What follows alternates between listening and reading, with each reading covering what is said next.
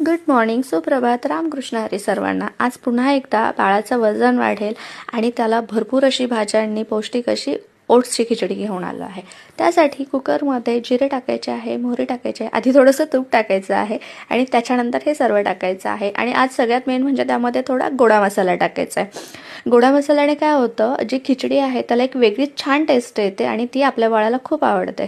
त्यानंतर त्याच्यामध्ये फरसबी टाकायचे आहेत, गाजर टाकायचं आहे आणि हे चांगलं खूप छान असं तुपावरती परतवून घ्यायचं आहे. त्यानंतर त्याच्यामध्ये पालक टाकायचा आहे, तो देखील छान परतवून घ्यायचा आहे. थोडंसं मीठ टाकायचं आहे. जर तुमच्या बाळाला तिखट आवडत असेल तर थोडीशी मिरची पावडर तुम्ही ॲड करू शकता, पण तसं गोडा मसाला असल्यामुळे तुम्हाला त्याची आवश्यकताच नाही वाटणार. आणि आज आपण फक्त ओट्सचीच खिचडी करणार आहोत, कारण ओट्स हे भरपूर फायबरयुक्त असतात.